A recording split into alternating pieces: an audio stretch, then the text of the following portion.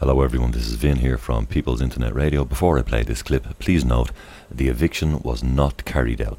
The family are still in the home. Hello everyone, this is Vin here from People's Internet Radio. I have on the line with me the chap from the family dwelling in Naas, County Kildare, who apparently are under threat of potential eviction by means of a sheriff's order of some description or a possession order. And he's live on the phone with me now. So I don't know if you want to use your name, if you wanted to go out there or not. Maybe not for the minute. Well, then, is that possible? That's fine. That's absolutely fine. So what I'm just going to refer to you as Bob temporarily. Is that okay? Okay. Okay. So Bob, can you please tell us your situation and how things stand at present? Well, the situation is that we've been trying to meet the bank, ACC, as a husband and wife for the last 5 years, and we've requested numerous occasions to meet them. Yes, like most people, we put offers on the table, but they've never accepted any offers. So and having previously worked in banks, I refuse to act on my offer until they accept it, because legally, if I then liquidate my assets on the back of the offer, and they then decline my offer, I'm back it. So I've refused until they accept the offer to Absolutely. act on my offer. Okay, so all we've requested on numerous occasions is to meet with the bank and an official from the bank. And we have never been granted that. And were you offering the maximum you could afford at the time? We were probably offering more. Okay. No, that's important, I think, for people to understand that, you know. We were probably offering more because we were offering other assets as collateral. Okay. And well, just at the situation there at present, I'm assuming, are you aware that, 1937... There's a sheriff due to call at my house at 2 p.m. today to evict me, my wife and 2 children. Okay, but are you aware that under Bunregna here in 1937, forced eviction is absolutely not allowed? No. Well, I can tell you it's absolutely not allowed under Article 40.5 of the Constitution. However, if you open the door or open the window and converse with these people, you might lead them to believe you are allowing them to sidestep. I won't be talking to these people. I've asked a guy, Jerry Beads, to act on my behalf. Okay, and he's outside your home, is that correct? He is here at this present moment, yeah. Okay, but he should probably be outside the home, outside He is outside my home, and he has all the instructions, because we met yesterday evening, and we have not conversed today because he knows exactly what I want said and how to communicate that to them when they arrive. Okay, well, that's very important. Good. My wife and I are sitting inside, and people are just coming in and out. We chat to them, but we will not go outside the door. Well, it's important that goes out on the radio. That Jerry, say his name again. Jerry Beads. So Jerry Beads has effectively been given permission from you to speak on your behalf, but from outside the home. Yeah. Only to inform people. He's not allowed to make deals on your behalf. He's just allowed to give information on your behalf. Is that correct? And so you know, and in his absence, if for any reason he wasn't here, Neil Armstrong would have been given the authority. Okay, fine. So that's good to get that clear. They're the only two people granted permission to speak on behalf of myself and my wife, because they know the case in depth, because they've been working with me for the last 12 months. Excellent. It's very clear, and very important to get that out there. So... and as I said, you're not giving them any power of attorney. It's just the power to speak, to give information. The other thing I would say is I appreciate all the people that are here, but we never expected those people here. We just thought there'd be one or two here to support Jerry and Neil. We did not expect the people that are here. So we thank them, but we're kind of overwhelmed, but we're slightly frightened by it all because we're quiet. I understand. And again, look, here on People's Internet Radio, we're the same. We support anybody who's facing any of these horrible, horrible situations. and you have our sympathies too, and we will also help you in any way, shape or form we can. Okay, thanks. And I'd just like to say, if anybody does wish to make a donation to the family, if you use the donate button on the website, just type a little note when you're making your donation for Eviction Family, and we'll make sure it gets to them if you're in that position. I know you're not asking for anything, Bob, but I'm saying well, that. Can I just say to you, if they did off, and you can scrub this out, but if they did donate, we'd probably just give it to the Epilepsy Society because my wife's a chronic epileptic.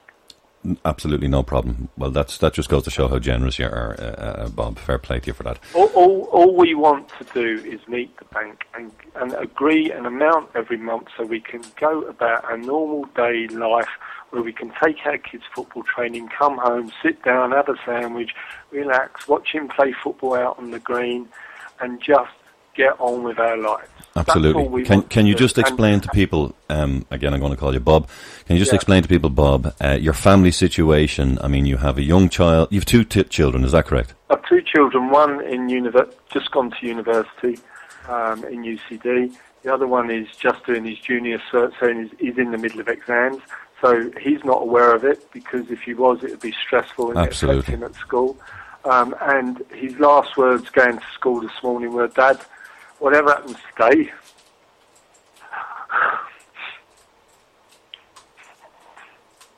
sorry. You're fine. Can you just make sure that I have the Xbox and iPad?"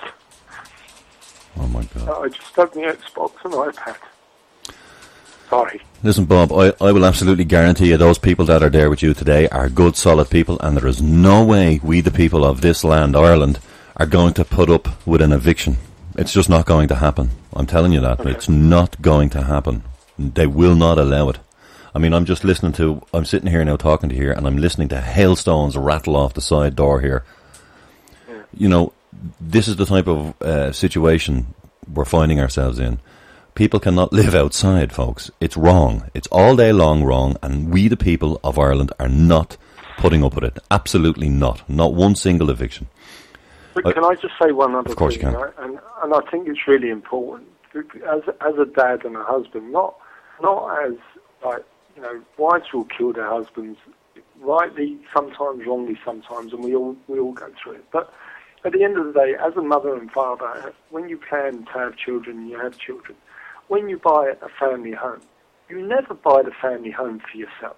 You always buy the family home as something for the kids to have when you move on in the world, as in when you pass away. So this home is not my home. It's my two boys' home. And if they choose to sell it in 20 years' time, they choose to sell it. But it was never purchased by me as my home. To me, I'm always going to be a tenant in it because my children will own it. Absolutely, you're a custodian. Every parent intention is for their kids to have a key asset like a property, so that they've got something for their futures when they grow. And I've not made my payments, but I've not made my payments because they've never accepted any offer I've put on the table, number one. And number two, I've not made any payments because they won't meet me, they won't converse with me. And that's the issue. Can I ask you, Bob, I mean, I understand your wife has a medical issue. Yeah. I don't know if you want to... She's an epileptic. Okay. And I'm told she's not at the location at the moment because it would be too stressful for her as well. No, she's actually... I had to tell her the full story. She is in a pretty bad state, but she refused to leave the location. So she's here, but I'm keeping a close eye on her. Okay. Well, again, if medical attention is required, if you call us, we'll make sure that gets there as well. On top of that, Bob, just your own position, I mean, work-wise, do you have gainful employment at the moment? Are you looking for work? I do, yeah. Okay. I do, yeah. Okay, I just think it's important people need to know. You're not some type of a freeloader. You are hit by the economic downturn like everyone else was. And you are willing to pay. That's exactly it. Yeah. Well, the bank involved, I used to be a senior manager there. Wow. How long ago? Redundant. Do you mind me asking how long ago that was? 5 years. Right. Wow.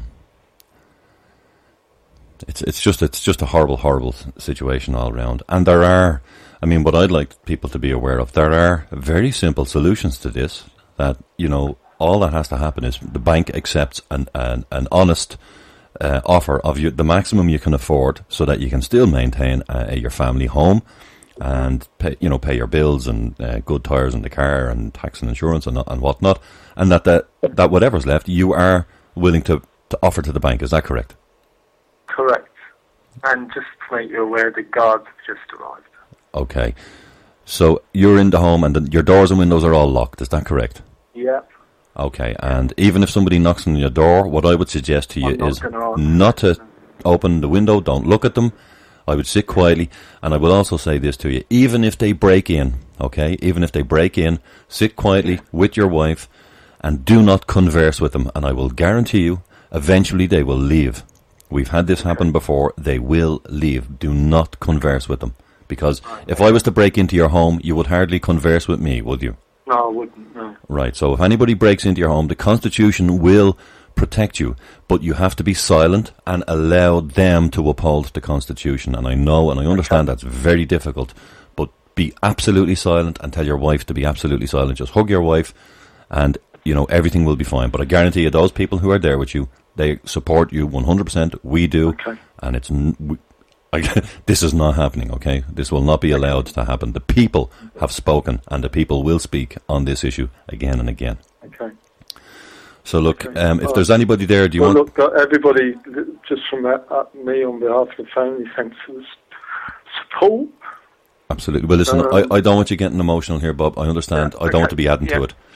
So what I'm saying to you is, stay strong. We have your back. We have everyone's back. I may end up being in the same situation myself someday. Many of us are facing this. Many of us, and we will support one another 100%, whatever's required. Okay. So, do you need anything over the next couple of days? Is there anything? Because I don't think it's a good idea if you should leave your home. I think you should stay where you are. My wife won't be able to leave the home, right. And I've taken time off work from England for the next 2 weeks to be here until we get the stay through the Supreme Court. So I'll be in and out as much as I can. Well, I'm pretty sure the guys that are there with you, if they need to, they will stay with you. One of the guys is going to be here every day, and people are going to be close by in case they need them.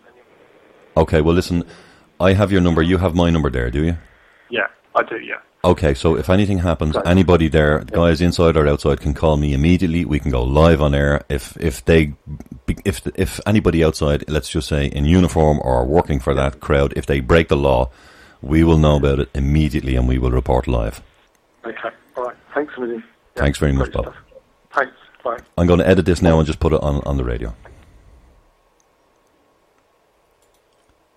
Okay, folks, that's it. This is now a repeat of the call you've just heard. I'm going to repeat this on the radio a few times until a further update comes in. I will edit out any sensitive information previous. And again, just to remind everybody that the family are still in the home, that the eviction was not carried out. I'm talking to you now. This is the day after the call you've just heard. This is Vin from People's Internet Radio. Talk to you all soon.